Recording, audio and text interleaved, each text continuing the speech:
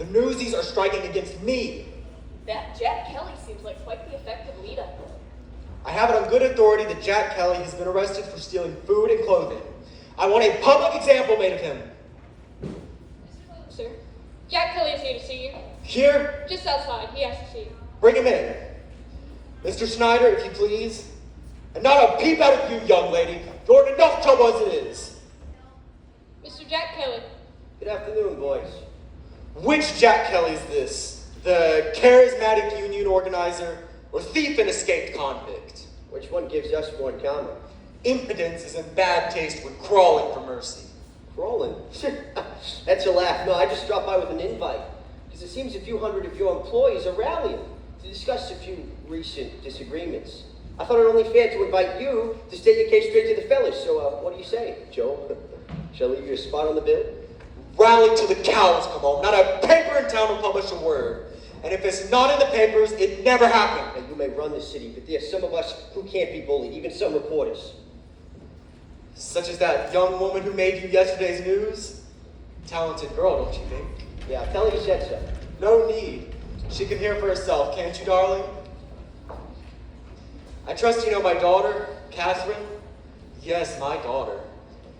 I offer her a life of wealth and leisure, but instead she chooses to pursue a career. And she was showing real promise until this recent lapse. Don't trouble the boy with your problems, dearest. Mr. Kelly has a plate full of his own. Wouldn't you say so, Warden Snyder? Hello, Jack.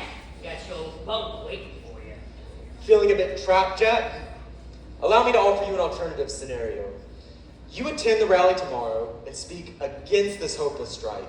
And I see your criminal record expunged and your pockets filled with enough cash to carry a first-class train compartment from New York to New Mexico and beyond.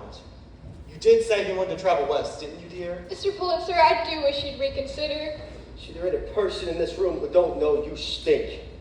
And if they know me, they know that I don't care. Defy me, and I will have you and every one of your friends locked up in the refuge. I know you're Mr. Tough Guy, but it's not right to condemn that one with the crutch to conditions. And what about your pal Davy, and little less, ripped from their loving family? No. So what do you say, Jack? Do we have a deal?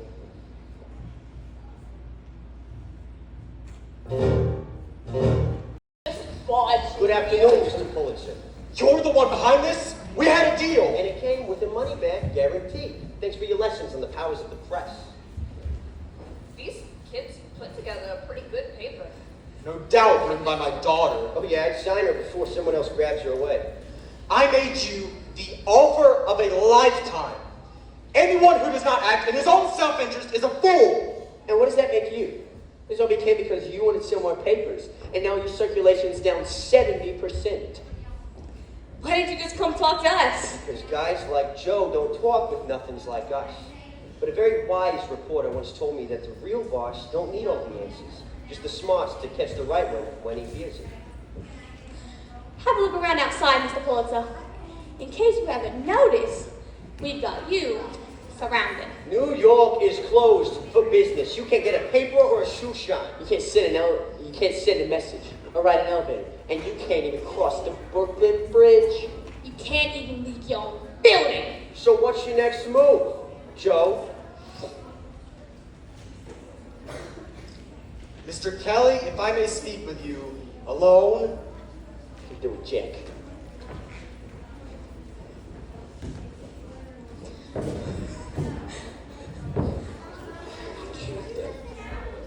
I cannot put the price back where it was. There are other considerations. I get it. You say face in front of all these folks. I'm young. I ain't stupid. Thank you.